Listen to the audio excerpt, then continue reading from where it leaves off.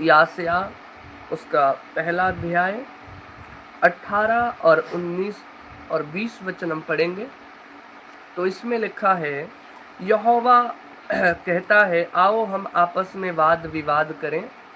तुम्हारे पाप चाहे लाल रंग के हों तो भी वे हिम के समान उजले हो जाएंगे, और चाहे अर्गवानी रंग के हों तो भी वे ऊन के समान श्वेत हो जाएंगे। यदि तुम आज्ञाकारी होकर मेरी मानो तो इस देश के उत्तम उत्तम पदार्थ खाओगे।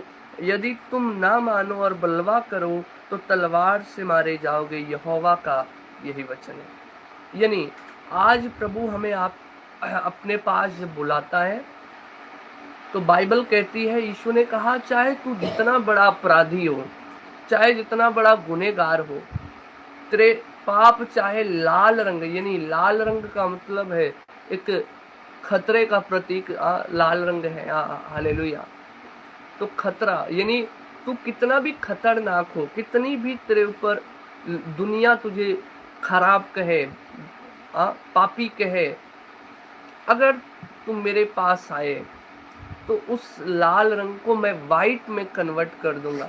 यानी मैं उस लाल रंग के जो पाप है उसको अपने लहू से खत्म करके तुझे वाइट, सफेद बना दूंगा, श्वेत बना दूंगा, शुद्ध कर दूंगा। और तू शुद्ध होकर, यदि तुम आज्ञाकारी होकर मेरी मानो, अगर तू शुद्ध हो जाए तो शुद्ध होकर आज्ञाकारी बना रहे और मेरी मानता रहे। आज्ञाकारी का मतलब है प्रभु की मानना, उसकी आज्ञाओं में चलना। आज मसीही जीवन में सबसे पहला काम है आज्ञाकारी बने रहना। आज बहुत कम लोग हैं जो प्रभु की मानते रहते हैं।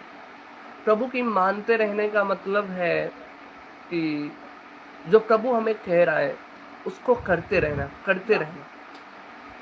यानी उसकी आज्ञा का पालन करने वाला व्यक्ति आज्ञाकारी कहलाता है।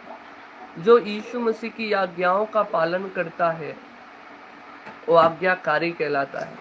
तो हर एक व्यक्ति जो मसीही है, जो प्रभु पे विश्वास करते हैं, आज्ञाकारी बने रहे, आज्ञा में बने रहे।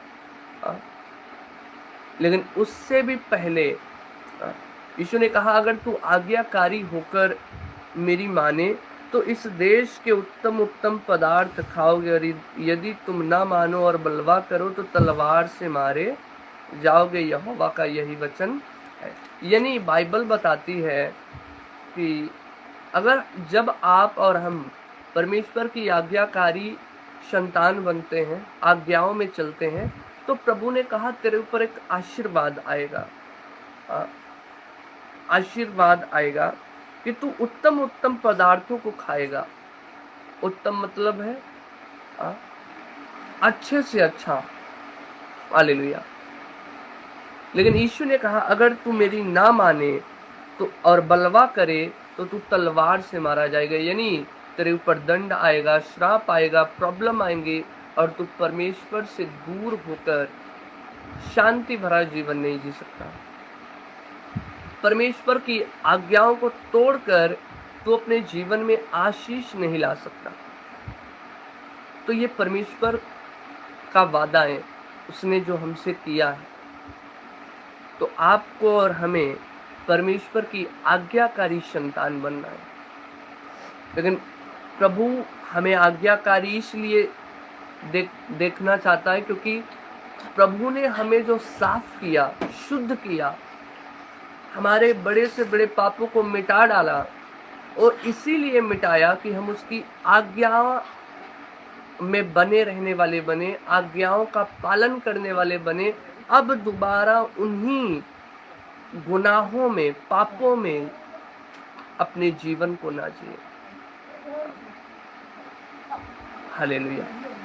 क्योंकि आप अगर उन्हीं दोबारा पापों में जीवन जी रहे हैं, प्रभु के उस माफ़ी के बाद भी जो प्रभु ने आपको और हमें दिया है, तो कहीं ना कहीं ये हमारे जीवन में और मसीह जीवन में, खासकर मसीहियों के लिए जो प्रभु पे विश्वास करते हैं, उन लोगों के लिए ये ठीक नहीं, क्योंकि आशीषें उनकी खत्म होती हैं और श्राप उनकी जिंदगी में काम करता है, और तब वही एक अविश्वासियों के लिए एक उदाहरण बन जाते हैं कि ये भी यीशु मसीह के पीछे चलते या यीशु मसीह को मानते हैं, इनकी जिंदगी में तो कुछ अच्छा नहीं हो रहा है। हालेलुया। लेकिन कहीं ना कहीं अगर चेक किया जाए तो मसीह विश्वासी का जीवन, उसका संबंध परमेश्वर से उतना अच्छा नहीं है, परमेश्वर से उतना जुड़ा हुआ नहीं है, परमेश्वर की बातों को मानने वाला इतना व्यक्ति नहीं है, तभी इन चीजों में वो संघर्ष कर रहा है। Hallelujah, hallelujah.